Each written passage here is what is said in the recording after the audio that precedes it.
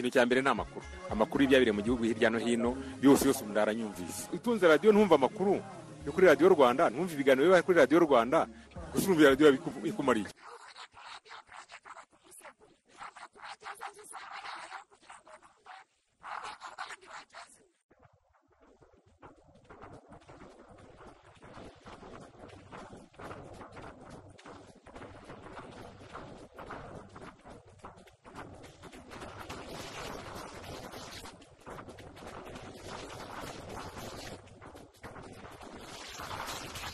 Turabasuhuje mwiriwe neza, turabaha ikaze mu makuru ya radiyo Rwanda. Njyewe nitwa Nyirarukundo Xavera, uri kumwe na Martin Nyirijabo. Aya makuru agiye kwibanda kuri izi ngingo. Tuje kubabwira ko Perezida wa Repubulika Paul Kagame hari i Berlin mu Budage aho yitabiriye inama ya G20 Compact with Africa igamije guteza imbere ishoramari ry'abikorera muri Afurika. Raporo y'ishami rya Loni ryita ku iterambere UNDP rigaragaza ko kwishakamo ibisubizo byatumye iterambere rya muntu mu Rwanda ryihuta ku buryo mu birebana no kubona serivisi z'ubuzima ryazamutse hejuru y'100%. Urwego rushinzwe iterambere RDB rwavuze ko kuba ba mukerarugendo bo ku rwego rwo hejuru harimo gusura u Rwanda bitanga icyizere ko umusaruro uva muri uru rwego wahungabanijwe na COVID-19 uzongera ukazanzamuka cyangwa se ukazahuka, kuko bene aba bantu nubwo ari bakiya binjiza amafaranga menshi mu gihugu. Turaza kandi kwerekeza n'Inyamagabe, hari abaturage bo muri ako karere bangirijwe imitungo yabo n'ikorwa ry'umuhanda Gasare-Ndagisovu, bavuga ko babariwe ingurane y'ibyangijwe none ngo imyaka ibaye 6 bategereje kwishyurwa, ariko amaso yaheze mu kirere. Turekeza hanze y'u Rwanda muri Repubulika ya Demokarasi ya Kongo. Perezida wa Sena Modeste Bahati Lukwebo yemeje gufasha guverinoma ya Minisitiri w'Intebe Sama Lukonde kwinjiza amafaranga menshi kugira ngo Perezida Tshisekedi azabashe kugera ku cyerekezo afitiye igihugu muri imanda ye ishyize umuturage ku isonga. Perezida mushya wa Zambia Hakainde Hichilema yatangaje ko atazigera yimuka mu nzu ye bwite asanzwe abamo ngo ajye kuba mu nzu yagenewe umukuru w'icyo gihugu. Muri Afghanistan ho abarenga 10 bahitanywe n'ibisasu bibiri byaturikiye inyuma y'ikibuga cy'indege cyo mu murwa mukuru Kabul ku gicamunsi cyo kuri wa kane, kandi abandi bantu benshi bakomeretse. Turabwira n'amakuru y'imikino ndetse n'ay'imyidagaduro, ntimugiye kure. Ni amakuru ayobowe na Ferdinand Uwimana. Mu kanya gato cyane turaje tuyarambure. Icyorezo cya COVID-19 gikomeje gukaza umurego. Ni ngombwa ko buri wese akaza ingamba zo kukirinda. COVID-19 yandura binyuze no mu mwuka mu gihe abantu bari ahantu hafunganye barenze umwe. Irinde kujya ahantu cyangwa gukorera ahantu hafunganye kandi hahuriye abandi. Zirikana kandi gufungura amadirishya n'inzugi mu gihe uri mu rugo ndetse n'aho ukorera. Tanga ibitekerezo muri aya makuru ku butumwa bugufi SMS andika Rwanda, usiga umwanya wandika ubutumwa ubwohereze kuri 5074. Ikaze ku makuru ku buryo burambuye. Ibitekerezo byanyu kandi kuri Facebook ya Radio Rwanda na Twitter Radio Rwanda tukaza kubinyuzamo amaso. Perezida wa Repubulika Paul Kagame ari i Berlin mu Budage aho yitabiriye inama G20 Compact with Africa igamije guteza imbere ishoramari ry'abikorera muri Afurika. Uretse umukuru w'igihugu Paul Kagame, inama y'ihuriro mpuzamahanga ryiga ku guteza imbere ishoramari ku mugabane wa Afurika yanitabiriwe n'abandi bakuru b'ibihugu n'abaza guverinoma banyuranye bo kuri uyu mugabane wa Afurika, kandi irayoborwa na Chancelier y'Ubudage Angela Merkel. Nk'uko bigaragara ku rubuga rwa Twitter rwa Ambasade y'Ubudage mu Rwanda, Chancelier y'Ubudage Angela Merkel niwe watumiye Perezida Paul Kagame mu mirimo y'iyo nama ibera i Berlin guhera uyu munsi kugeza ejo kuwa gatanu. Ambasaderi y'Ubudage mu Rwanda Dr Thomas Kruse akaba avuga ko abanyafurika n'abanyaburayi basangiye ibibazo bitandukanye byugarije isi, bityo ko hariyo mpamvu hakwiye ubufatanye hagati y'impande zombi. Dr Kruse akomeza avuga ko inama ya G20 Compact with Africa igiye kubera i Berlin hari umwanya mwiza wo gusangira ibitekerezo ku ishoramari ry'ahazaza muri Afurika no mu Rwanda by'umwihariko. Iri huriro rya G20 Compact with Africa ryatangijwe n'Ubudage hari muri 2017 ubwo bwayoboraga itsinda ry'ibihugu 20 bikize ku isi. Iyi G20 Compact with Africa ikaba igamije guteza imbere ishoramari ry'abikorera kuri uyu mugabane wa Afurika. Kugeza ubu rero ibihugu 12 bya Afurika nibyo biri muri iri huriro, hari byo Benin, Burkina Faso, Cote d'Ivoire, Misiri, Ethiopia, Ghana, Guinea, Maroc, u Rwanda, Senegal, Togo ndetse na Tunisia. iri huriro riyobowe n'Ubudage bufatanyije na Afurika y'Epfo nka kimwe mu bihugu bigize ihuriro ry'ibihugu 20 bikize ku isi. Ibiro bya Perezida wa Afurika y'Epfo bivuga ko muri iyi nama haganirwa n'ingingo ijyanye no kubaka ubushobozi bwa Afurika mu gukora inkingo byafasha ibihugu bigize uyu mugabane kongera kwiyubaka mu buryo bwihuse kandi burambye, kandi ubukungu bwa Afurika nyuma y'iki cyorezo cya COVID-19 bugasubira ku murongo.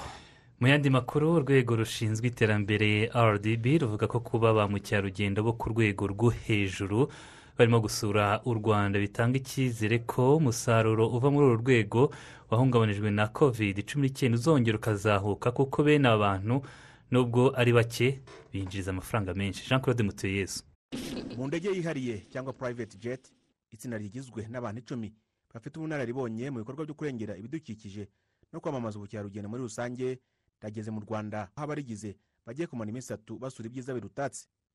Deborah Carmel ukuri ikigo Roar Africa cyategura urugendo rudasanzwe asobanura ko mu byo bagomba gusura harimo pariki y'ibirunga ifite umwihariko wo kugira ingagi zo mu misozi zitaboneka ahandi ku isi. Intego y'uru rugendo ni ubukerarugendo bwa Afurika, kuko uyu mugabane ufite amoko menshi y'ubukerarugendo bwivugira. Turashaka kwereka isi ko hari ahantu henshi ho gusura muri Afurika, abahatuye n'ubwinshi bw'inyamaswa ziteye amatsiko. Urugendo ni urw'ingenzi kuri twe. Iyi minsi 3 tuzasura Singita, parike y'ibirunga, tuzareba ingagi, inkima, tuzareba imisozi yaho, abaturage, tumenye n'amateka n'umuco n'ibindi byinshi tuzifuza kuhakorera. Buri mukerarugendo uri muri iri tsinda yishyuye ibihumbi 125 by'amadolari, ni ukuvuga n'ubundi hafi miliyoni 125 z'amanyarwanda. Ni mu gihe muri iki gihe ibikorwa by'ubukerarugendo muri rusange byakomwe mu nkokora n'icyorezo cya COVID-19, kuko mu mwaka wa 2020 u Rwanda rwinjije miliyoni 121 z'amadolari ugereranyije na miliyoni 498 z'amadolari zinjiye mu mwaka wa 2019, aho 17% byayo, ni ukuvuga miliyoni 107 zinjijwe no gusura ingagi. Mu gihe gisanzwe mukerarugendo umwe wasuye u Rwanda ashobora gusiga akoresheje hagati y'amadolari 3,500 n'ibihumbi 12,500, naho mu bihe ba mukerarugendo ari benshi ibizwi nka high season umwe akoresha ibihumbi 16,500 bitewe n'igihe amaze mu gihugu. Umuyobozi w'agateganyo w'ishami ry'ubukerarugendo muri RDB Ariel Kageruka ashimangira ko kubona ba mukerarugendo bo kuri uru rwego bifite byinshi byunganira mu kongera umusaruro uva mu bukerarugendo. Iki cyiciro cy'abantu cyakeneye kwita high end tourism kiragenda cyerekana ko kiriho kizahuka vuba gusumbya ibindi byiciro dufite by'ubukerarugendo. Bityo rero bikaba ari sinye nziza yerekana ko intumbero y'igihugu tukirimo, kandi ko abantu dukorana ari bagwemezamirimo, ni abantu cyane dukorana hafi na hafi mu kwamamaza ibikorwa by'ubukerarugendo biri mu Rwanda. Tukaba rero twese tuvuga imvugo imwe, tukaba twese dukomeza kwamamaza u Rwanda muri urwo rwego. Twebwe dushaka kuzana abantu bake kugira ngo tubungabunge ibidukikije, ariko binjiza amafaranga menshi. Ayo mafaranga asubira muri ekonomi y'igihugu ndetse agateza imbere n'ubuzima bw'abaturage bakuriye parike z'igihugu. Usibye u Rwanda, aba bakerarugendo basuye igihugu cya Botswana, Kenya na Zimbabwe, ndetse iyi gahunda ikazakomeza mu mpeshyi y'umwaka wa 2022 na 2023. Banagira uruhare mu bikorwa byo gutera ibiti, guha amatara akomoka ku mirasire y'izuba abaturiye za pariki, kubegereza amazi meza, bakanatera inkunga ibikorwa byo kugarura inyamaswa zenda kuzimira nk'inkura n'izindi. Jean Claude Mutuyeyezu, i Kigali. Muri iyo nzira imwe y'ubukerarugendo turi kumwe n'umwarimu muri kaminuza akaba n'umushakashatsi mu by'ubukerarugendo, ni Gahigana Innocent. Turabasuhuje, tubahaye ikaze. Murakoze. Uru rwego rw'ubukerarugendo ruri mu zinjiza igihugu amafaranga menshi, ariko kandi rwanagizweho n'ingaruka zikomeye za COVID-19. Nkamwe mu bisobanukiwe, musanga uru rwego rw'ubukerarugendo mu Rwanda rukeneye iki kugira ngo umusaruro rwitezweho utazabiyanga? Urakoze Ferdinand.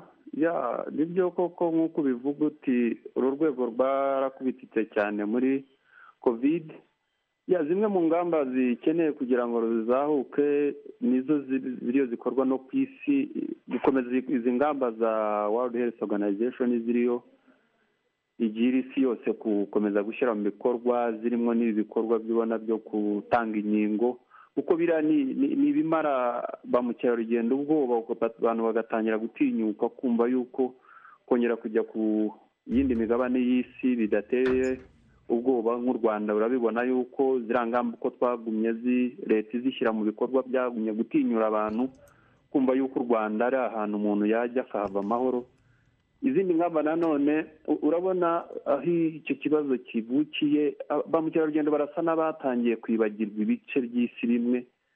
Ubwo birasaba kongera gushyiramo ingufu icyo nakwita nk'ubukangurambaga marketing, kugira ngo igihugu cyongere kijye ku ruhando mpuzamahanga, cyongere cyumvikane, cyumvikanisha isura yacyo, n'ikibe cya gihugu gisigaye muri bya bindi bivuga bati byashegeshwe n'ikibazo cya covid, wenda kiracyakekwaho kuba kitarava mu bihe bya covid bitari byiza. ubwo urumva marketing irakenewe cyane. Iby'amahirwe noneho u Rwanda urabona nk'izi strategy zagiye zikoreshwa zo gukora partnership n'ari amakipe azwi.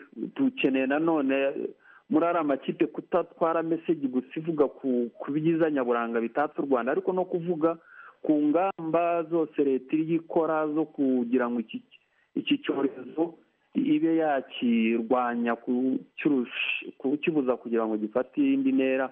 N'izo ngamba nazo zikenewe kugira ngo zumvikane ku ruhando mpuzamahanga, kugira ngo zitinyure abantu babyumve, bumve yuko u Rwanda rwose hari ahantu ruri mu kurwanya iki kibazo. Kandi nanone hariho n'izindi ngamba ibindi bihugu. Ejo bundi narebaga nk'igihugu nka Northern Ireland, igihugu muri ibi bihugu bya Amerika y'Amajyepfo bitangiye ikintu cyo nakwita mu cyongereza babyita ngo ni virtual reality tourism. Ubukerarugendo bw'abantu bakora bari iwabo bikoresheje ibyuma kabuhariwe ikoranabuhanga, bikabaha amashusho y'aho abantu bari bibereye iwabo, ugasanga message barayibonye, ubutumwa bashakaga barabubonye. Ibyo rero nabyo nk'uko ubona u Rwanda nanone ruri muri iyo nzira yo guteza imbere ikoranabuhanga, n'aho hantu hagombwa kureba bakareba yuko hariho site zimwe nangwa amakuru amwe akenewe ku bukerarugendo y'abantu baba bashaka kugira ngo bamenye ku Rwanda, rimwe na rimwe bayabona banyujije muri ubwo buryo bwa virtual tourism. Ugasanga nyine nk'uko ubona hariho abantu nk'aba bantu ba high end tourists, bari n'abantu b'abanyamafaranga kandi n'abantu baba bari concerned cyane ku buzima. Rimwe na rimwe usanga ibyo baba bakeneye n'iyo virtual tourism bashobora no kuba bayikoresha.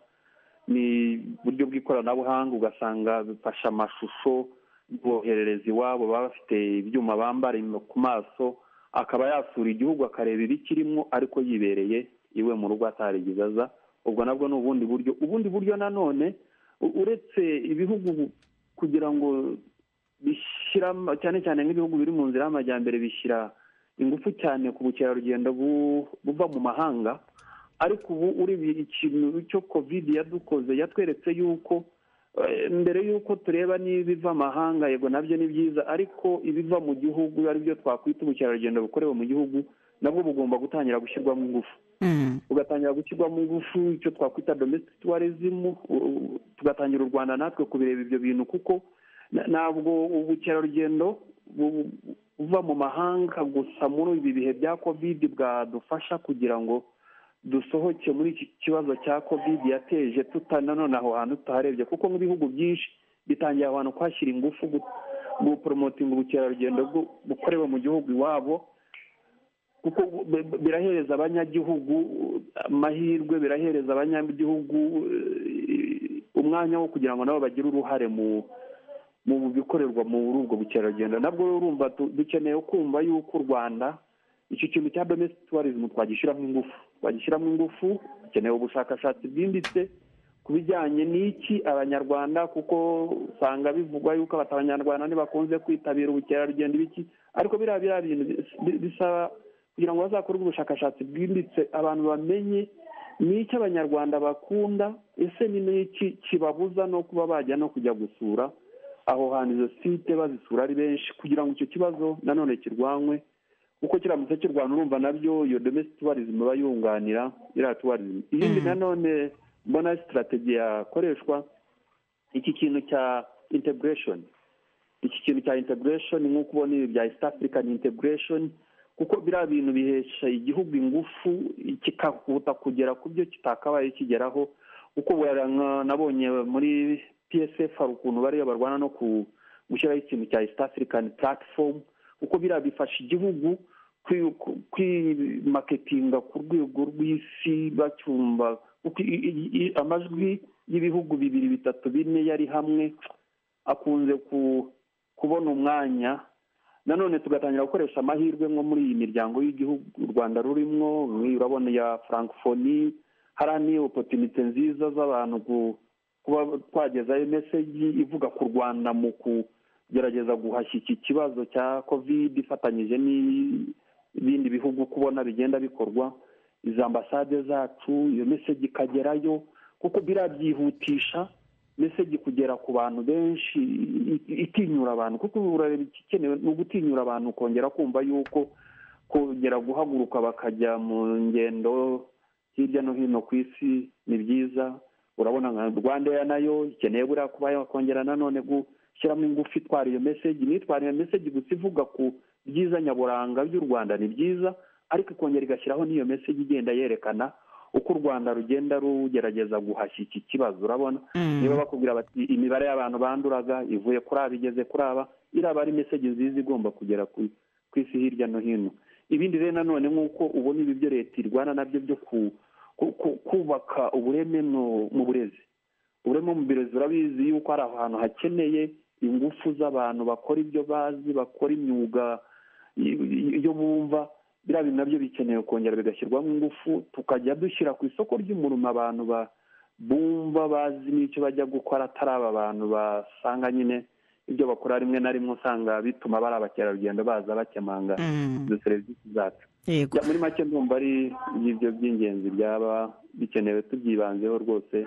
Inzira twaba tugiye mu nzira yaba ari nziza rwose. Turabashimye cyane. Sawa, namwe murakoze.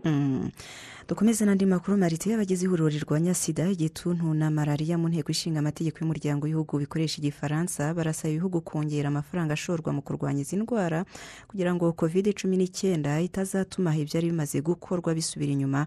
Babigaragarije i Kigali kuri uyu wa kane mu nama y'ihuriro yahatangijwe. Reka tubibaze Jean Damascene Manishimwe. Imyaka igiye kuba 2 isi yose ihanganye n'icyorezo cya covid-19 cyagize ingaruka ku nzego zose, ndetse by'umwihariko cyatumye hamwe na hamwe ubushobozi bwo kurwanya izindi ndwara bugabanyuka. Iki ni kimwe mu bibazo biganirwaho n'abagize inteko ishinga amategeko bari mu ihuriro rirwanya sida, igituntu na malariya mu nteko ishinga amategeko y'umuryango w'ibihugu bikoresha igifaransa, basaba ko hagira igikorwa ngo ubuzima bugende burushaho kuba bwiza. Honorable Christian Lefra ni umuyobozi w'iri huriro. Bon, la première chose, c'est de faire en sorte que des moyens suffisants soient attribués aux organismes en charge de cette riposte au VIH, à la tuberculose et au palu. Icyambere gikwiye gukorwa ni uguha amafaranga ahagije inzego zishinzwe kurwanya sida, igituntu na malariya. Mu myaka 15 ishize twari twabashije kugabanya igituntu ku kigero cya 50%, ariko ubu umuvuduko uragenda buhoro cyane, tukagira impungenge ko mu myaka 20 iri imbere byazahagarara. Ibi bikaba ari bibi cyane, kuko twari dutangiye kugira uburyo bwo kurandura igituntu, twari dutangiye gushaka urukingo rwa malariya, twari dufite intego yo kurandura sida muri 2030. Birakwiye rero kongera ubushobozi mu kurwanya ibi byorezo, nubwo covid-19 itwara ubushobozi bwinshi bwagenerwaga inzego z'ubuzima. À ces pandémies, malgré la Covid qui absorbe elle aussi une partie importante des budgets des autorités de santé publique. Ikigo cy'igihugu cy'ubuzima RBC kivuga ko mu Rwanda ingamba zo kurwanya icyorezo cya covid-19 zaje ziyongera kuri byinshi byari bisanzwe bikorwa mu kurengera ubuzima aho kubivanaho. Dr Albert Tuyishime ashinzwe ishami ryo kwirinda no gukumira indwara muri RBC. Kubera iki cyorezo cya covid-19 n'ingufu zirimo gushyirwamo kugira ngo turebe ko twakirinda, umuntu ashobora gutekereza ko izindi ndwara zaba zaribagiranye, ariko siko bimeze. Ntabwo ariko bimeze, cyane cyane twibanze kuri izi ndwara uko ari 3 nazo z'ibyorezo, ari VIH, ari igituntu, ari na malariya. Ingamba n'ubundi twari dusanzwe dushyira mu bikorwa mu rwego rwo kuzirinda ndetse no kwita ku banduye izo ndwara zarakomeje, ndetse tugerageza no gukora ibishoboka byose kugira ngo ibyemezo cyangwa ibyo dusabwa mu kwirinda covid bitabangamira izo gahunda uko ari eshatu. abagize inteko ishinga amategeko bateraniye i Kigali bazabona umwanya wo kungurana inama zateza imbere urwego rw'ubuzima mu bihugu bikoresha ururimi rw'igifaransa muri rusange.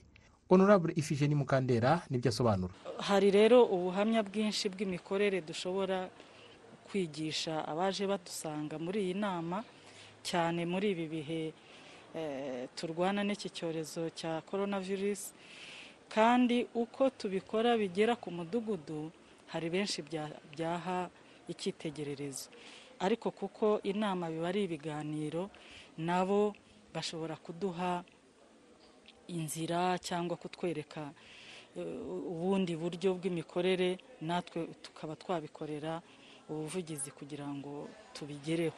Ikigo cy'igihugu cy'ubuzima RBC kivuga ko usibye guhangana n'icyorezo cya COVID-19 n'izindi ndwara, ubu u Rwanda runashyira ingufu mu kubaka urwego rw'ubuzima rutajegajega kugira ngo igihugu kizahore gifite ubushobozi bwo guhangana n'indwara izo arizo zose zahungabanya ubuzima muri rusange. Jean Damascene Manishimwe, i Kigali. nibyo, reka tunaga akajisho ku bitekerezo mukomeje kohereza. Yitwa Etienne Murengezi ati ndi Kicukiro, ikoranabuhanga mu bukerarugendo rirakenewe rwose kuko nabyo byafasha benshi gusura Afurika n'u Rwanda kandi twirinda n'icyorezo. Nshimiyimana Jean Baptiste ati ubukerarugendo bwo mu Rwanda bukomeje gutanga umusaruro, niyo mpamvu dukwiye kurinda ibyiza nyaburanga tukabirinda ikintu icyo ari cyo cyose gishobora kubihungabanya kugira ngo bukomeze butange umusaruro. Bamwanga yagize ati twishimiye iyo nama Perezida wa Repubulika Paul Kagame yitabiriye, bizatuma u Rwanda rukomeza mu iterambere kubera umubano n'ibindi bihugu. Alexi ati ni ukuri by'agaciro ko u Rwanda rubyaza amafaranga ibyiza nyaburanga bihabarizwa. Uwitwa Niyo Mushumba ati iryo huriro rya G20 Compact with Africa ni ingirakamaro kandi batekereje neza gutumira nyakubahwa perezida wacu dukunda kuko arabaha impanuro zifatika. No kuri Twitter ibitekerezo byaje ari byinshi, ni Twitter ya Radio Rwanda. Yitwa Umulisa Diane ati Perezida Paul Kagame tumwifurije inama nziza aho ibere, twishimiye kandi umusaruro uva mu bukerarugendo hamwe n'uburyo RDB ikoresha mu kubwamamaza. Turi kumwe Reverien ati twishimiye ko ba mukerarugendo bakomeje kuza mu Rwanda, nibyo kwishimirwa kuko bitwinjiriza amafaranga menshi. Hagati aho turwanye COVID-19. Reka duhinire kuri uyu witwa Patrick mu Ruhango Imwendo ati Radio Rwanda Nyagasani Yezu nabane namwe, ubwo natwe turamusubije nawe muhorane. Ati ndi kumvira mu Ruhango, ni byiza kuba aba mukerarugendo bakomeje kuza mu gihugu cyacu, ni ingirakamaro. Reka twitse muri aya makuru turaje mu kanya.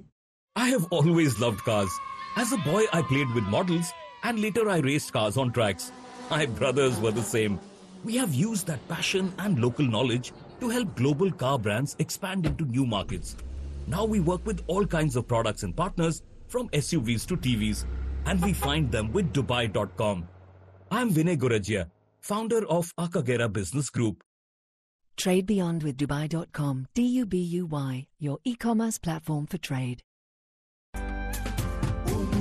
Buri gihe intsinzi iva mu mahitamo y'umuntu. Twese twifuza amahitamo yo kunguka, gusa hari amahitamo amwe yonyine atuma wunguka. Wunguka Bank. Muri aya masegonda umaze wumva iyi nteruro, hari ibihumbi by'abakiriya ba Unguka Bank bohererezanije amafaranga kuri konti zabo, barebye uko konti zabo zihagaze, bishyuye imisoro, basabye amakarne ya sheke cyangwa se bahinduye imibare y'ibanga ya konti zabo n'ibindi byinshi bakoresheje telefoni zabo zigendanwa. Ni igikorwa kibatwaye amasegonda make cyane yo kwandika akanyenyeri 951 urwego bagakurikiza amabwiriza. Nawe koresha UB Mobile Banking. Unguka Bank, progress and prosperity.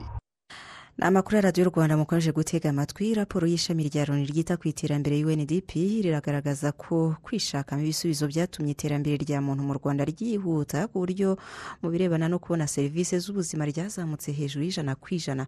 Bosco Kwizera komeza. Mashine ntuvuge ni ku nshuro ya gatatu Nyayimana Marie Claire aje ku ivuriro ry'ibanze cyangwa poste de santé rya Gikunamvura mu murenge wa Ruhuha akarere ka Bugesera. Kuri ubu aje kwipimisha inda kandi ni naho ateganya kubyarira. Ni serivisi ubusanzwe zitangirwa mu bigo nderabuzima. Aya ngo ni amahirwe uyu mubyeyi na mugenzi we Uwimana Marie Claire bishimira. Iyo ritaba hano nyine nari kujya ku kigo nderabuzima cya Ruhuha, ariko imvune zirimo kuko binsaba gutega, ariko ahangaha ni hafi nyine mpagera vuba ntiriwe ntega, nta bintu byinshi binkosoma. Ntabwo nabura kugira icyizere kandi bambwiye ko inda yanjye imeze neza. Biranshimisha kuko nanjye binyorohereza kuba najya ku Ruhuha, siba no kwipimisha n'izindi ndwara zose tuzivuriza hano no kuboneza urubyaro nyine twabikoreraga hano. Ariko nk'ubu bangiriye vuba mise naha. Ubu rero ndagera mu rugo hakiri kare, ariko iyo navaga ahandi kuri ndi vuriro rikuru nageraga mu rugo nka nijoro saa 12 cyangwa na saa 1. Ariko iyi ngiyi rwose iri hafi, byatubereye byiza. Umuforomo kuri ivuriro rya Gikunamvura Eric Bigirimana ndetse na Donata Nishyirambere umwe mu bajyanama b'ubuzima bagaragaza ko izi serivisi abaturage bahabwa zabashyizwe zikenewe. Tukakira ababyeyi bashaka serivisi yo kwipimisha, serivisi ya CPN, tukakira ababyeyi baje kubyara, dufite serivisi ya maternité, dufite na serivisi ipima indwara zigiye zitandukanye, serivisi ya laboratoire, dupima malaria, dupima inzoka zo mu nda, dufite serivisi zitandukanye muri laboratoire dukora. Nanone hano tubasha kwakira abagabo baje kwisiramuza. Kinino poste de santé yadukoreye yatugabanyirije ibibazo byinshi, yagabanyije impfu z'abana bapfiraga mu ngo n'ababyeyi babyariraga mu ngo cyangwa mu nzira, ariko umubyeyi yafashwe n'igise uhita umwihutana ukamuzana kuri poste de santé bagahita bamwakira akabyarira ku ivuriro. Umwana yabagize ikimenyetso mpuruza ugahita umuzana bagahita bamwakira, impfu ziragabanuka. Kugeza ubu mu gihugu hose abarurwa amaposte de santé 21 ari kuri uru rwego. Muri rusange basaga 3 miliyoni nibo bayaherewemo serivisi muri 2020.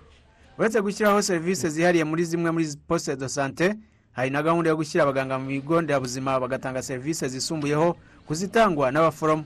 Leonidas Batamugira yigeze kuyobora ikigo nderabuzima cya Rutare mu karere ka Gicumbi gifite abaganga 2 ku buryo yemeza ko bafasha cyane abarwayi. Usanga ahenshi ibitaro by'akarere biba ari bimwe mu karere, kandi noneho rero aho ngaho ku bitaro by'akarere niho hari abadokiteri. Bivuga ngo baramutse bagiye bafata ikigo nderabuzima nibura kimwe kigatanga izo serivisi zitangwa na dogiteri nibura mu mirenge nk'ine cyangwa 5, byatuma abaturage babona serivisi hafi.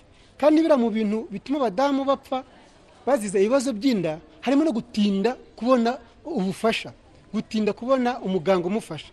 Icyegeranyo cy'ishami rya Loni gita ku iterambere UNDP cyatangajwe muri Kanama uyu mwaka kigaragaza ko iterambere rya muntu mu birebana n'ubuzima ryikubye inshuro zirenga 2 kuko ryavuye kuri 0.248 rigera kuri 0.543 izamuka ry'ijana na 19%.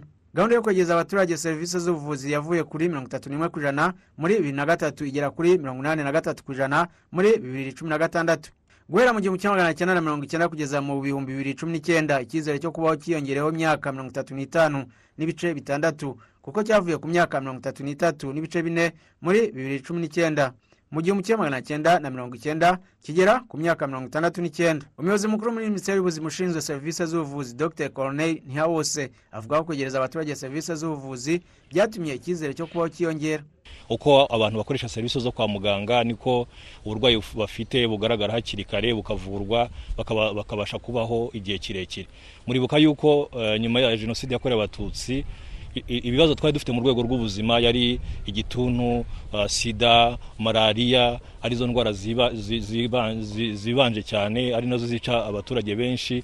Ubu ngubu asigaye agira virusi itera sida ariko akagira n'icyizere cyo kubaho akarenza n'iriya myaka 68 kubera yuko imiti kubonana n'abaganga byamwegere kugera ku kigo nderabuzima. Abantu wende bazanatekereza yuko byazagera muri poste de santé mu myaka iri imbere, mu gihe kubona umuti w'umuntu ufite ubwandu bw'agakoko gatera sida byari bigoye. Malaria isigaye mu turere dukeya, ntago ahandi bikiri ikibazo gikomeye cyane kubera yuko kugeza aka kanya n'umujyanama w'ubuzima ashobora kuba yapima ndetse akaba yanavura malaria hafi muri wa mudugudu umuturage abayeho. Impuguke mu by'ubuzima Dr. Rwamasira Wemir avuga ko kugeza abaturage serivisi z'ubuvuzi bituma igihugu kigira abaturage bafite ubuzima bwiza bashoboye no kugikorera. bikeneye ubushake bukomeye bwa politike kugira ngo ubuzima bugire kuri bose, kuko iyo ubuzima budahari nta bukungu bushoboka, ko abantu ntabwo bashobora gukora. Iyo ubuzima budahari nta mutekano haba, kuko abantu bariheba, abantu babona abantu baza kubabeshya ngo babashore mu bikorwa by'ubugizi bwa nabi, bakabijyamo kubera yuko nta cyizere yuko bafite yuko bashobora kubona serivisi mu gihugu. Serivisi z'ubuzima rero usanga ari igikorwa cyangombwa kugira ngo igihugu kibeho, kugira ngo igihugu kigire ubukire, kugira ngo igihugu kigire umutekano n'ibindi byose. Icyegeranyo cya Minisiteri y'Ubuzima nacyo cyerekana ko ababyeyi bapfa babyara bavuye ku 1,071 bagera kuri 203 kuri buri babyeyi 100,000. Ku babyara kwa muganga bavuye kuri 27% bagera kuri 93%. Abana bapfa batarageza imyaka 5 bavuye ku 196 bagera kuri 45 ku bana 1,000. Abana bakingirwa bafite imyaka iri hagati y'umwe n'ibiri bavuye kuri 76% bagera kuri 96%. Abagore baboneza urubyaro bavuye kuri 13% bagera kuri 64%. Umubare w'ibitaro wavuye kuri 39 ugera kuri 55. Ibigo nderabuzima byavuye kuri 252 bigera kuri 510. Kwizera Bosco mu mujyi wa Kigali. Harakoze cyane Kwizera Bosco. Minisiteri y'Ubuzima ivuga ko mu Rwanda 15% by'abantu bakuze bafite ikibazo cy'umuvuduko w'amaraso. Na ishami ry'umuryango w'abibumbye ryita ku buzima OMS rikemeza ko ku isi imibare y'abafite iyi ndwara yikubye kabiri mu myaka 30 ishize. Ni inkuru ya Karine Umutoni. Bamwe mu bafite ikibazo cy'umuvuduko w'amaraso bavuga ko bakomeje kwita ku buzima bwabo bubahiriza inama bagirwa n'abaganga. Nabanje kugira isereri ngira ngo ni ibintu bindwaye gusa sinamenyaga ibyo ndwaye ibyo ari byo. Ngiye kwa muganga rero bambwira ko ari umuvuduko ndwaye. Ngitangira gufata imiti kuko nareberaga ku dupapuro bampa, nararebaga nkabona uko bimeze muri jye, nkabona biramanuka, urumva, nkabona imibare bampa nafashe ubushize, nkabona ndagenda noneho ngasanga nari mu 180, nkabona ngeze mu 156. Bambwira yuko ari kamwe no kuri iki kamwe, ubundi sinywa inzoga, sinjya ibirimo umunyu, ndabyitwararika no guteka amazi nkanywaho. Bambwiye yuko bizanyorohera bikagabanuka. Nubwo bimeze bityo ariko Kamili Habumugisha ushinzwe serivisi yita ku barwaye indwara zitandura ku kigo nderabuzima cya Remera avuga ko hari abamenye ko bafite ikibazo cy'umuvuduko w'amaraso ntibitabire gufata imiti uko bikwiye. Muri rusange dufite abarwayi bagera muri 349 niho dufite, nk'abagera muri 160 bose bafite ikibazo cy'umuvuduko w'amaraso. 12% baza gufata imiti buri kwezi, abandi ntibabiha agaciro. Umuyobozi ushinzwe ibikorwa by'ubuvuzi rusange muri Minisiteri y'Ubuzima Dr Corneille Nihabose avuga ko indwara y'umuvuduko w'amaraso ihangayikishije, agasaba buri wese kumva akamaro ko kumenya uko ahagaze ku bijyanye nayo. Umuvuduko w'amaraso ni mubi cyane kuko niwo utera ibindi bibazo bishobora kuba ari byinshi bitandukanye, harimo ko imitsi yo mu mutwe ishobora kuba waturika kubera ko umuvuduko aba ari mwinshi, umuntu akaba yavira mu bwonko, harimo yuko umutima uko utera nanone ushobora kugira ikibazo, ukavuga ati gutera birananiwe, none bigasaba ko umutima ugutera tuwuha imiti wunganira, ndetse bikazagera nkaho bikananga, ubwo ushobora kugira ibyago byo kurwara umutima bivuye ku muvuduko w'amaraso.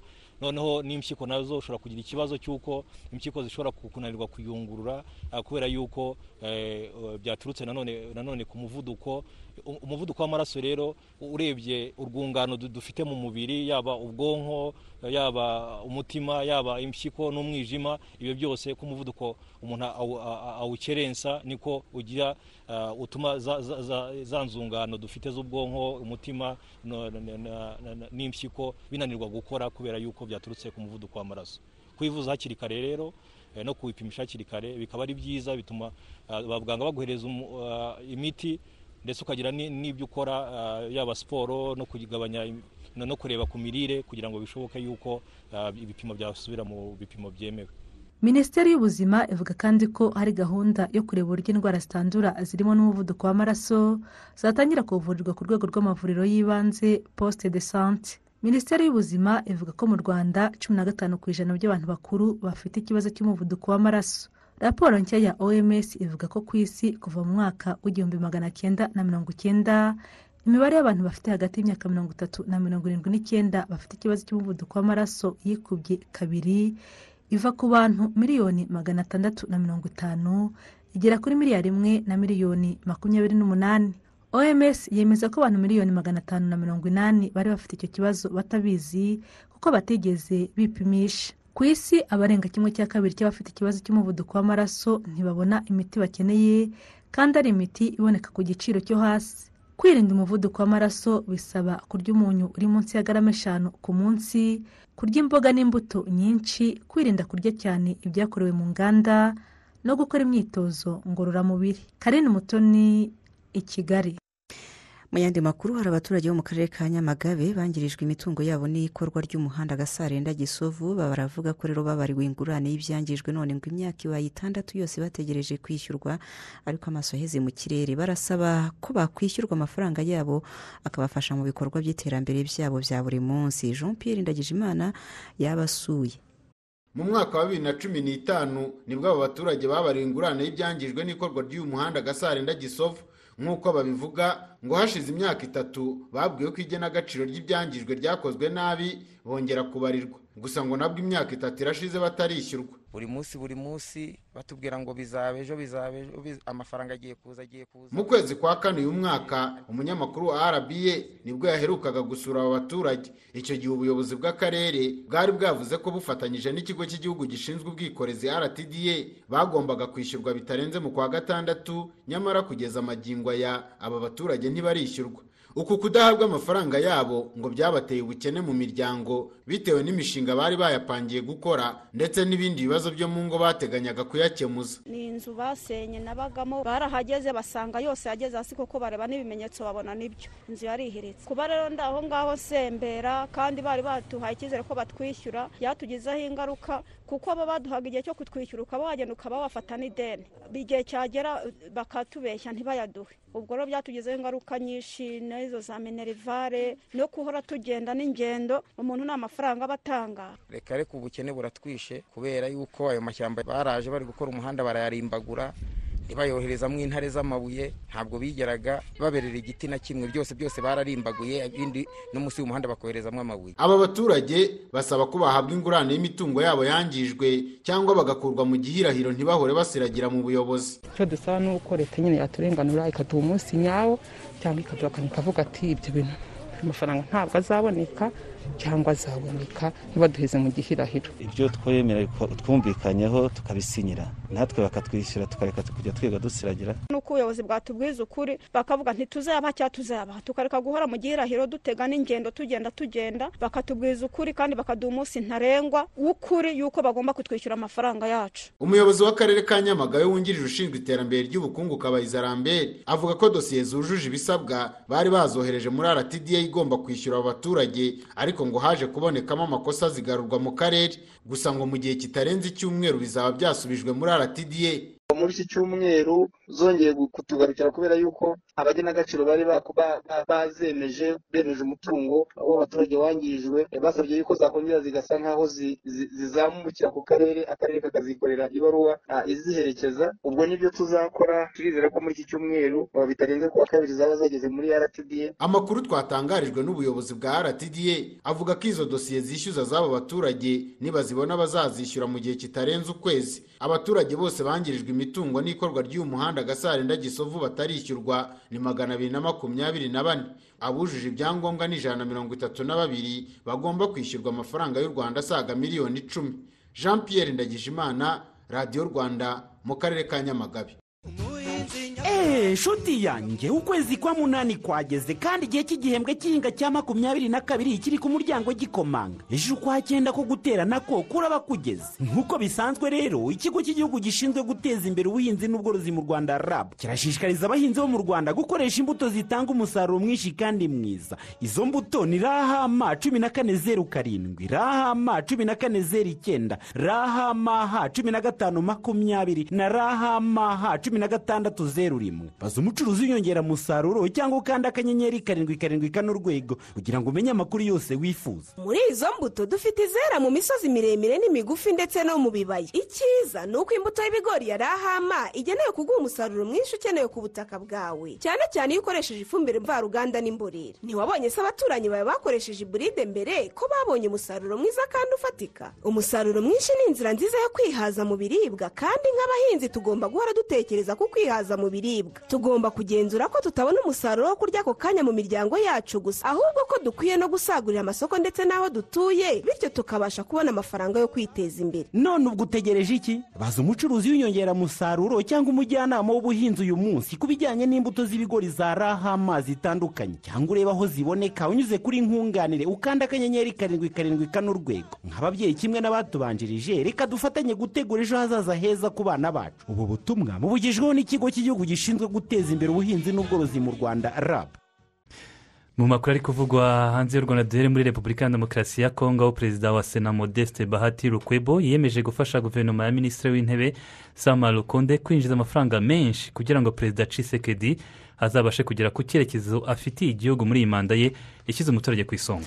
Honorable Bahati Lukwebo yabigarutseho kuri uyu wa kane mu biganiro yagiranye na minisitiri w'intebe Sama Lukonde. yavuze ko komisiyo y'imari n'ubukungu izihatira gushyira mu bikorwa inama intumwa za rubanda zagiriye guverinoma yacyuye igihe ariko ntizubahirize inama zijyanye no kunoza imicungire y'umutungo w'igihugu no kuwukoresha neza kandi nta kuwusesagura. muri Zambia ho perezida mushya w'iki gihugu Hakainde Hichilema yatangaje ko atazigera yimuka mu nzu ye bwite asanzwe abamo ngo ajye kuba mu nzu yagenewe umukuru w'icyo gihugu. ni mu gihe Digarungu ucyuye igihe yamaze kwimuka muri iyo nzu y'abakuru b'ibihugu, hakaba hari hategerejwe ko yimukiramo perezida mushya Hichilema. ibinyamakuru byo muri Zambia biravuga ko bwana Lungu yasohotse muri iyo nzu akajya gukodesha inzu y'umukinnyi w'umupira w'amaguru w'umunyazambiya ubu ngubu wibera mu Bushinwa witwa Stopila Sunzu. umunyamabanga mukuru w'ishyaka rya perezida Hakainde Hichilema ariwe Batuke Yimenda yavuze ko uyu mukuru w'igihugu azakorera mu biro byagenewe abakuru b'igihugu cya Zambia, ariko ko atazaba na rimwe mu nzu yamugenewe nka perezida w'igihugu, ahubwo ngo azakomeza kwibera mu nzu ye bwite iri ahitwa New Kasama, kandi ngo iyo nzu ye ngo iraruta kure iyi ngiyi y'abakuru b'igihugu. Senabre wabaye perezida w'igihugu cya Chad witabye Imana kwa kabiri w'iki cyumweru yashyinguwe kuri uyu wa kane mu gihugu cya Senegal, ari naho yaguye kuko ariho yarangirizaga igifungo cya burundu yari yarakatiwe nyuma yo guhamwa n'ibyaha byibasiye inyokomuntu. yashyinguwe ku gicamunsi cyo kuri uyu wa kane, ashyingurwa mu irimbi ry'abayisilamu rya Yoff, umurwa mukuru wa Senegal ariwo Dakar. ubundi hari hifujwe ko yacyurwa mu gihugu cye cya Chad akaba ariho anashyingurwa, ariko ubuyobozi bw'iki gihugu buza kuvuga ko nubwo nta kibazo bubifiteho, ariko ko nta mihango yo ku rwego rw'igihugu cyangwa se imihango ihambaye yo kumushyingura izabaho bitewe n'ibyaha yahamijwe byibasiye inyokomuntu mu gihugu cye, ndetse kandi kubyanga ngo bikaba no mu rwego rwo guha icyubahiro abagizweho ingaruka n'ibyo byaha yakoze. Fatime Lemone Habre, umwe mu bagore ba Senabre, niwe wanzuye ko uyu mugabo we ashyingurwa muri Senegal. Senabre wazize COVID-19 yaje gushyingurwa iruhande rwa Ahmadou Ahidjo wabaye perezida wa Cameroon, ariko nawe akaba yarapfiriye aho muri Senegal, aho nawe yari yarahungiye kuko yari yarakatiwe n'ubutabera bw'igihugu cye igihano cy'urupfu. yaje gupfira muri Senegal, nawe aba ariho ashyingurwa. muri Mali tukivuga ku makuru afite ahure n'ubutabera ubushinjacyaha mu rukiko rw'ikirenga bwategetse ko Soumeylou Boubèye Maïga wahoze ari minisitiri w'intebe muri Mali afungwa kubera uruhare ashinjwa mu manyanga yabaye ubwo hagurwaga indege ya perezida. iyo ndege yaguzwe ku butegetsi bwa perezida Ibrahim Bakari Keita waje kubuhirikwaho umwaka ushize. Soumeylou Boubèye Maïga yasabiwe gutabwa muri yombi nyuma yo guhamagazwa mu rukiko kuri uyu wa kane. ubwo indege ya perezida yagurwaga, Maïga yari minisitiri w'ingabo. hari raporo zagiye zikorwa n'umugenzuzi mukuru w'imari ya leta aho muri Mali zagaragaje ko iyo ndege yaguzwe amafaranga y'umurengera, mbese ibisa no gusesagura. hari kandi ibindi bikoresho bya gisirikare byaguzwe mu buryo bwavuzwemo amanyanga. n'urubanza rugiye gutangira nyuma y'uko ubuyobozi bushya bwiyemeje guhashya ruswa mu gihugu, nubwo abo hafi ya Maïga bavuze ko hakurikiranywe ku mpamvu za politiki. uru rubanza ubundi ni n'urwa kera, n'urwo muri 2014. muri 2018 rwarasubitswe, ariko rusubikwa ntacyo rugezeho. ubu rero rwongeye gusubukurwa. muri Sudani ho guverinoma ya Sudani y'Epfo yaburiye abashaka gukora imyigaragambyo yamagana ubutegetsi kubireka kuko ngo iyo myigaragambyo yabo idashobora kuba. ngo ntabwo ishobora kuba. Ni imyigaragambyo irimo gutegurwa n'itsinda ry'abantu bishyize hamwe biyita The People's Coalition for Civil Action, aho basaba Perezida Salva Kiir na Visi Perezida we wa mbere Riek Machar kwibwiriza bakava ku butegetsi kubera ko ngo bababaje bikomeye Abanyasudani y'Epfo. Bamwe bo muri iri tsinda basaba Perezida na Visi Perezida we kwegura batawe muri yombi muri iyi minsi ishize aho bafungiye muri gereza y'umurwa mukuru Juba. Umuyobozi w'umujyi wa Juba Caristo Rado Faustino akaba yavuze ko iyo myigaragambyo bateganya gukora ku wa mbere cyumweru gitaha batazayikora, mbese ngo umujyi wa Juba uzayiburizamo kubera ko ngo nta kindi gamije kitari uguhungabanya umutekano w'igihugu. Yavuze kandi ko iryo tsinda ry'abantu bifuza ko Perezida Kiir na Visi Perezida we Machar begura ari abanzi b'igihugu batishimiye amasezerano y'amahoro abagabo bombi basinyanye. Mbere yuko tujya mu makuru ajyanye n'imikino, reka tujye muri Afghanistan. Abarenga 10 bahitanwe n'ibisasu bibiri byaturikiye inyuma y'ikibuga cy'indege cyo mu murwa mukuru Kabul. Ni ku gicamunsi cyo kuri wa kane. Hari n'abandi bantu benshi bakomeretse. Ni mu gihe kuri icyo kibuga cy'indege hamaze iminsi hari abantu benshi barimo Abanyafghanistan ubwabo n'abanyamahanga babaga muri kiriya gihugu bashaka kugihunga nyuma y'uko kigaruriwe n'abatalibani. Ibihugu binyuranye byo mu burengerazuba bw'isi byari byakomeje kuburira bene gihugu babyo bari muri Afghanistan kuva vuba na bwangu ku kibuga cy'indege cya Kabul, kuko ibyo bihugu byavugaga ko icyo kibuga cy'indege gishobora kwibasirwa n'ibikorwa by'iterabwoba kandi ko ibyo bihugu ngo byari bifite amakuru afatika bihamya. Niko byaje kugendera koko ibisasu bibiri byaturikiye inyuma yacyo hapfa barenga 10 hakomereka abandi benshi. Reka tujye mu makuru ajyanye n'imikino. Turi kumwe na Dinyo Wiriwe. Wiriwe neza Savera ndetse na Martin Nyirejabo. Reka tugumwanya rero tugeze amakuru ajyanye n'imikino. Amakuru y'imikino munyemerere tuyahereye hano mu Rwanda muri equipe ya Mukura Victory Sport. Haravugwamo amakuru ko bari kuvugisha mu defenseur equipe ya Rio Sport yitwa Kayumba Soteri. Biravuga ko rwose ibiganiro byaba byararangiye n'aba bavandimwe hafi nko ku wa gatanu cyangwa ku wa gatandatu agomba kuba yasinya amasezerano. Mu gihe rero mu karere ka Rutsiro habarizwa equipe ya Rutsiro FC yazamutse mu cyiciro cya mbere umwaka washize, bakaba rero bongereye amasezerano umutoza Bisengimana Justin nk'umutoza makuru ndetse n'abakinnyi barimo Mawombi Jean Pierre, umukinnyi Nova Bayama ndetse na Romami Frank ndetse n'uwo bita Bugingo Samson bakaba bongerewe amasezerano. Mu gihe rutahizamu wabo Ndarusanze Jean Claude nawe ubu ngubu rwose uko gahunda zimeze bakaba bamaze kumvikana, igisigaye nuko aza kugira ngo babashe kuba bamwongerera amasezerano. Ubwo rero munyemere tuva ngaha tujye mu mikino ya Afrobasket iri kubera hariya muri Kigali Arena. U Rwanda rero rukaba rumaje gutsinda amanota 71 rutsinda Angola kuri 68, kuko bibutse ko u Rwanda umukino wa mbere rwabashe kuba rutsinda, mu gihe rero Angola itakaje umukino wa kabiri. U Rwanda rutsinze imikino yarwo ibiri.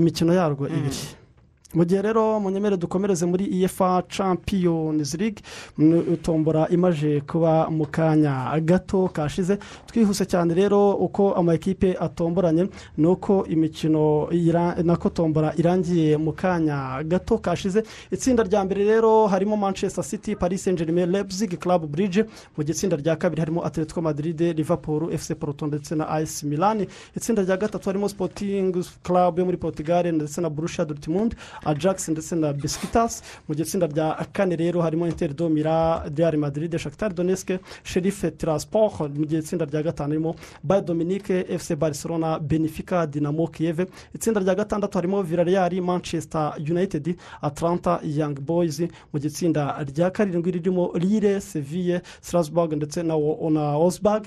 Mu gihe rero itsinda rya nyuma ari ryo tsinda H harimo equipe ya Chelsea, equipe ya Juventus, Zenit St Petersburg ndetse na Malmo. Akaba rero ari tombora ya UEFA Champions League igomba kuzatangira imikino mu matsinda ku itariki 14 ndetse n'itariki 15 z'ukwezi kwa 9 tugiye kwinjiramo, mu gihe finali iri ku itariki 28 z'ukwezi kwa 5 mu mwaka 2022 kuri St Petersburg Stadium mu gihugu cy'Uburusiya. Mu gihe rero tombora ya UEFA Europa League izaba iba ku munsi w'ejo ku wa 5. Ubwo rero munyemerera amakuru y'imikino tuyasoreze muri equipe ya Manchester City yemeye gutanga amafaranga miliyoni 25 z'amapaundi ndetse n'umushahara w'510 ku cyumweru kugira ngo ibashe kuba yakwegukana Cristiano Ronaldo utishimye kuba ari muri equipe ya Juventus. Mu gihe Real Madrid yemeye gutanga bid yayo ya kabiri kuri ku mukinnyi Kylian Mbappé bibutsa ko ubwa mbere yaratanze bid ya miliyoni 130, Paris Saint-Germain irazanga. Ubu rero Real Madrid ikaba yagejeje ku mafaranga miliyoni 180 z'amapaundi kugira ngo barebe ko bakwegukana uyu ruta rutahizamu wa ekipe ya Paris Saint-Germain. Dini murakoze cyane. Murakoze cyane Martin. Reka tujye mu makuru y'imyidagaduro turi kumwe na Francine Umutesi.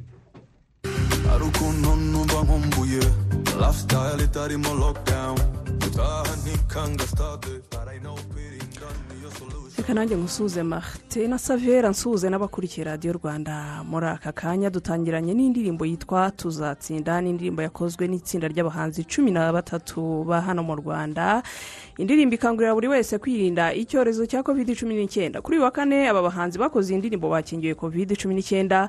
Bamwe muri bo babwiye RBA ko kwikingiza ari ukwifasha no gufasha abandi.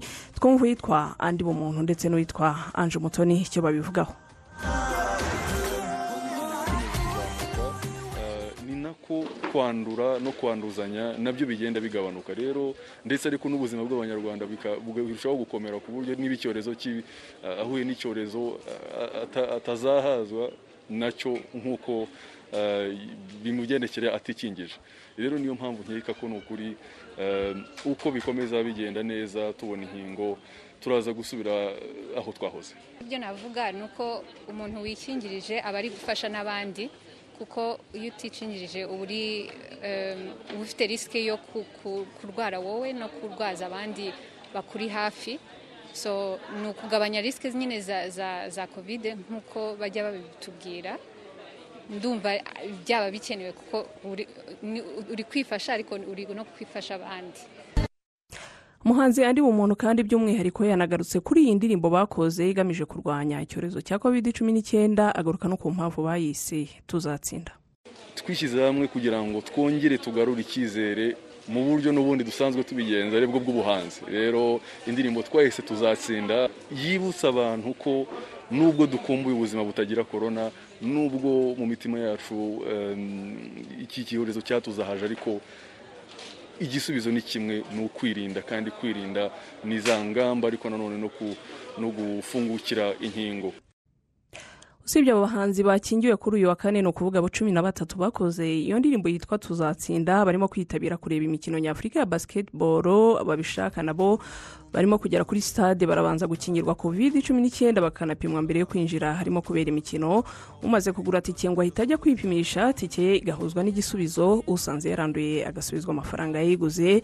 Itike ikaba yahabwa undi mu buryo bw'ikoranabuhanga. Mwana bibonye ko polisi yatangiye gutanga impushya ku bantu barimo kwitabira iyi mikino zo gutaha, abitabira imikino irimo kuba mu masaha akuze. Ubwo bishatse nawe wagura tike kuko tike nirwo ruhushya wereka polisi kugira ngo ikwemerere kuba warenza kuri ya masaha yemewe yo kugera mu rugo. Mu yandi makuru, umuhanzi kazi witwa Wendishe wo muri Ghana uyu munsi yasibye ibintu byose yapostinze kuri Instagram kuva yayigeraho. Yavugishije abamukurikira benshi barenga 2,800,000 kuri Instagram ye. Uyu muhanzi kazi aherutse kuvuga ko yakiriye agakiza kandi ko atazongera kwiyambika ubusa nk'uko yabikoraga mbere. Benshi rero baketse ko gusiba izo posti ze zose zo kuri Instagram bifite aho bihuriye n'aka gakiza yakiriye. Hanze ya Afrika, abarebye filime ya Black Panther igice cyayo cya kabiri harimo umukobwa ukina witwa Shuri, abari mushiki w'umwami T'Challa muri iyi filime. Mu buzima busanzwe uyu mukobwa yitwa Letitia Wright. Inkuru irimo kumuvugwaho ni yuko ku munsi w'ejo yakoze impanuka ubwo barimo gukina igice cya kabiri cya Black Panther. Umuvugizi wa studio ya Marvel itunganya iyi filime yavuze ko ibi byabereye mu mujyi wa Boston harimo gufatirwa amashusho y'iyi filime. Akimara kuvunika uyu mukobwa ngo yahise ajyanwa mu bitaro, ariko kuri uyu munsi yahise asezererwa kuko imvune ye itari ikomeye cyane. Umuvugizi wa Marvel Studios kandi yanongeyeho ko ibintangaruka bizagera ku itariki filime igomba kuzasohokeraho mu kwezi kwa karindwi k'umwaka utaha. Umunyarwenya yitwa Steve Harvey, muramuzi, ni umugabo w'umwirabura ukunzwe cyane. Yahawe akazi na televiziyo ya ABC ko kuzakina muri komedi yitwa Courtroom, izaba ifite episode 10. Steve Harvey muri iyi komedi ngo azakina ari umucamanza uzajya wakira ibibazo bitandukanye abantu bazajya baba bazanye mu rukiko, akazajya bikemura akurikije amabwiriza ye.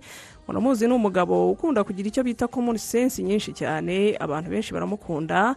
azaba rero arimo gukemura ibyo bibazo bitewe n'uko babyumva. Iyi komedi kandi bizatangira gutambuka mu mwaka utaha. Steve Harvey usibye ku munyarwenya asanzwe ari na MC w'ibiganiro bikomeye bitandukanye birimo n'icya Family Feud kuri ubu cyageze no ku mugabane wa Afurika mu bihugu bya Ghana na Afurika y'Epfo. Mu 2019 nibwo televiziyo ya NBC yahagaritse ikiganiro cyitwaga Steve benshi bamenye nka Hey Steve uyu mugabo yakoraga, gisimbuzwa icy'umuhanzi witwa Kelly Clarkson. Kuri ubu kirimo no gukomeza gutambuka. Dusoreze ku mukinnyikazi wa filime witwa Emily Van Camp. Uyu mukobwa wamumwenye cyane ubwo yakinaga muri serie yitwa Revenge. Uyu munsi yibarutse umwana w'imfura yabyaranye n'umugabo witwa Josh Bauman. Iyi nkuru yari yaje itunguranye kuko abantu benshi ntago bigeze babimenya. Aya makuru ibi byamamare byarayabitse cyane biyagira ibanga. Bombi rero bakundanye muri 2011 icyo twabavugaho bahuriye kuri set cyangwa se ahakinirwaga iyi serie ya Revenge. Bose banakinyemo baje gushyingiranwa mu 2018. Savera na Martin musubirane mikoro yanyu. Urakoze cyane Francine, umugoroba mwiza. Nuko kandi dusoje urakoze kudusoreza. Gusa we tutatangiranye, Perezida wa Repubulika Paul Kagame ari Berlin mu Budage aho yitabiriye inama ya G20 Compact Health Africa igamije guteza imbere ishoramari ry'abikorera muri Afurika. Ni inama igomba kumara iminsi 2 uhereye none kugeza ejo kuwa gatanu.